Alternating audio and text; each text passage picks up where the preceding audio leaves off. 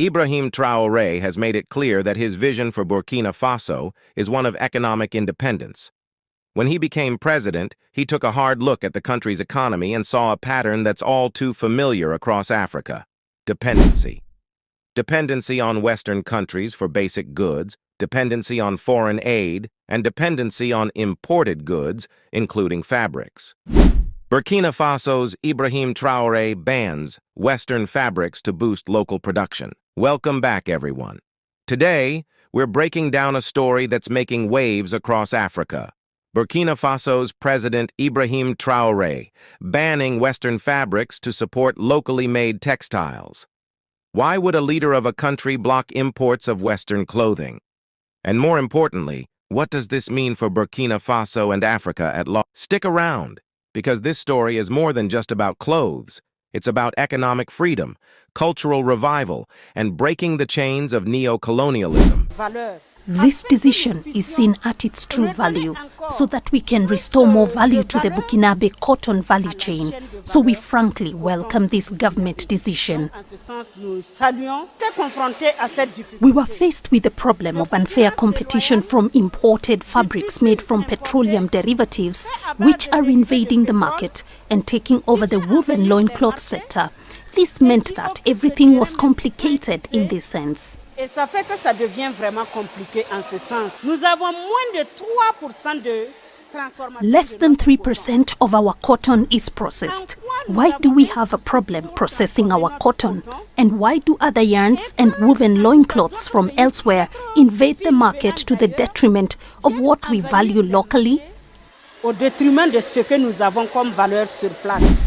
Let's talk about the background of Burkina Faso's economy and why fabrics are such a big deal. Burkina Faso is one of the top cotton producers in Africa. Cotton has long been called the white gold of the country, employing thousands of people, especially in rural areas. But here's the twist. Despite producing tons of raw cotton, much of it is exported. The value is lost in the export process, where it's sent to Western or Asian countries, processed, and then resold to Burkina Faso as finished textiles at a much higher price. Let that sink in for a moment. Burkina Faso grows the cotton, ships it out, and then buys it back in a finished form from the West. It's a cycle that keeps the country dependent on external markets for what should be a self-sustained industry. And this, my friends, is what Traoré wants to stop. Traoré believes this cycle of dependency undermines Burkina Faso's potential for growth and self-sufficiency. When Traoré's ban on Western fabrics was announced, the reactions were swift, both within Burkina Faso and around the world. Regionally, there's a sense of excitement. Many African leaders, especially those from countries looking to diversify their economies and reduce reliance on the West, have expressed support. After all, Traoré's bold move aligns with the broader Pan-African agenda of economic independence and intra-African trade. We would have liked the president to issue a decree strictly banning all imported yarns and to prohibit the import of these yarns for a time in order to protect our heritage. We encourage the government to go ahead and be firm in implementing its joint communique.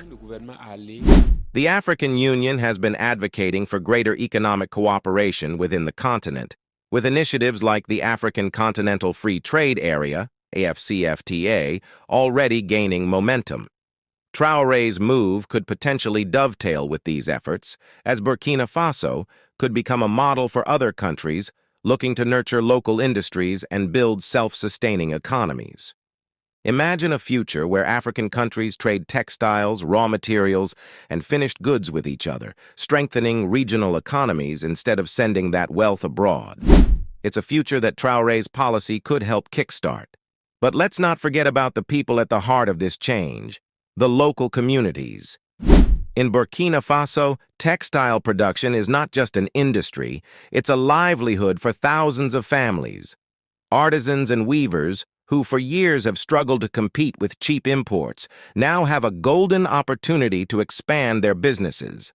For the first time in years, they're seeing a surge in demand for their products. Traoré's policy isn't just about cutting out Western fabrics. It's about empowering local craftsmen and women, giving them the tools to compete in a growing market. This could lead to a boom in small and medium-sized enterprises, SMEs, in Burkina Faso's textile sector, which is critical for long-term economic. And it's not just traditional weavers who benefit. Traoré's government is also investing in modernizing the textile industry. Factories are being built, equipment is being upgraded, and training programs are being introduced to improve the quality and quantity of local production.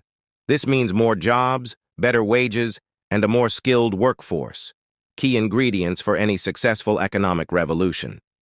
But hold on. There's always another side to the coin, right? Some economists and critics are warning that this ban could have unintended consequences. One of the biggest concerns is whether Burkina Faso's textile industry can truly handle the pressure of supplying the nation's fabric needs. What happens if local production can't keep up with demand? Will prices skyrocket? Will there be shortages? And how will the average consumer be affected? While the ban is intended to support local production, some fear it could hurt the people it's meant to help, especially those who rely on affordable clothing. Western fabrics, despite their colonial legacy, have provided cheap options for millions of Burkinabe citizens. Traoré's government will need to carefully balance the push for local production with the realities of the market to avoid negative repercussions. Traoré's decision to ban Western fabrics doesn't exist in isolation. It's part of a broader movement across Africa. Countries like Ethiopia, Ghana, and Rwanda are also investing heavily in local production to reduce reliance on foreign goods and boost self-reliance. For instance, Ethiopia has built one of the largest industrial parks in Africa, focusing on textile production, while Rwanda has been steadily growing its own garment industry. Across the continent, there's a growing recognition that Africa needs to build its own industries if it's ever going to compete on the global stage. African nations are rich in natural resources, but have historically exported raw materials while importing finished products, a dynamic that keeps the continent at a disadvantage. Traoré's policy represents a shift toward a more self-sufficient Africa, and if it succeeds, it could inspire other nations to follow suit. One thing that will play a massive role in this transformation is technology. Across Africa, innovators are leveraging tech to revolutionize industries, and textiles are no exception.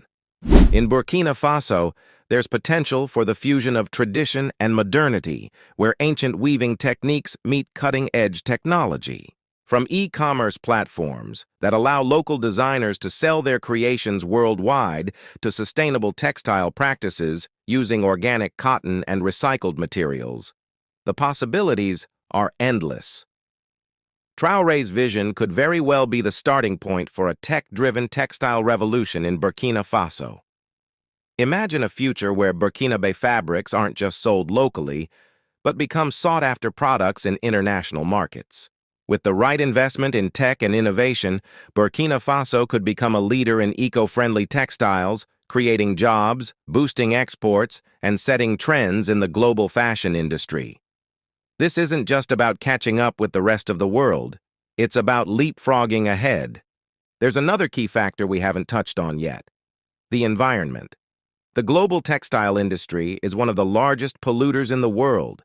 Fast fashion, largely driven by Western countries, produces vast amounts of waste, and much of this ends up in Africa. Landfills are overflowing with discarded clothing that was cheaply made and quickly thrown away. By banning the importation of Western fabrics, Traoré is also making an indirect environmental statement. Western fabrics, especially those tied to fast fashion, contribute to the cycle of overproduction and waste. Local fabrics, on the other hand, are often made with sustainable practices, using natural dyes and organic cotton that's more environmentally friendly. This could position Burkina Faso as a leader in eco-friendly textiles, which is becoming an increasingly important selling point in the global market. So, while the focus is on economic self-reliance, there's also a clear environmental benefit. By boosting local production, Burkina Faso can control how fabrics are made, ensuring that sustainability is prioritized. This aligns with the global movement towards more responsible production and consumption, and it could give Burkina Faso's textile industry a competitive edge in markets that value sustainability. Now, let's zoom out and consider what this means for the global fashion industry. Our cotton is pure for children, and the whole world is fighting over it. Cotton is noble, and we don't know its value. So now, it's up to us to value it and use it. African fabrics have long influenced global fashion trends, whether through vibrant prints, bold patterns, or the stories behind the materials. With Traoré's ban, we could see a surge in demand for authentic, locally produced Burkinabe fabrics, not just in Burkina Faso but across the world. Western designers have often looked to Africa for inspiration, but now the focus could shift from imitation to collaboration. Burkinabe textiles, with their rich cultural heritage and sustainable practices, could find a home in the collections of major fashion houses. In fact, we're already seeing African designers making waves on the global stage, and with this policy in place, Burkina Faso might soon become a key player in global fashion. As we've explored, Ibrahim Traoré's decision to ban Western fabrics is more than just an economic policy. It's a cultural revolution, a move towards self-reliance, and even a step toward sustainability. It's a bold strategy that seeks to rewrite the narrative of Burkina Faso's place in the global economy and reclaim its cultural identity. This ban could reshape the country's future, creating jobs, strengthening local industries, and boosting national pride. Of course, challenges remain, from the risk of market shortages to the potential economic pressures. But if Traoré's government can balance these factors, Burkina Faso might just set the stage for a new era of African economic independence. At the end of the day, Ibrahim Traoré's decision to ban Western fabrics is about more than just clothes. It's a statement, a declaration that Burkina Faso is ready to take control of its own destiny, to build an economy that serves its people first, and to reconnect with its cultural roots while looking toward the future. The question is, will it work? Will Traoré's bold move inspire a new era of African economic independence? Only time will tell, but one thing is for sure. Burkina Faso is making waves, and the world is watching. So, as we wrap up, what do you think? Will this bold move pay off for Burkina Faso? Can this ban help build a more self-sufficient and prosperous nation, or will it face hurdles too big to overcome? If you enjoyed this video, I want to hear from you. What are your thoughts on this decision by Ibrahim Traoré? Do you think more African countries should follow suit and boost local industries by cutting off reliance on foreign imports? Or do you see potential challenges in this approach? It's a traditional fabric that used to be associated with being poor. But now, thanks to Bazumse, it's very fashionable and represents the beauty of African women as a whole. Let's get a conversation going in the comments section below. And if you want to stay updated on global geopolitics, African economic shifts, and more, don't forget to subscribe and hit the notification bell.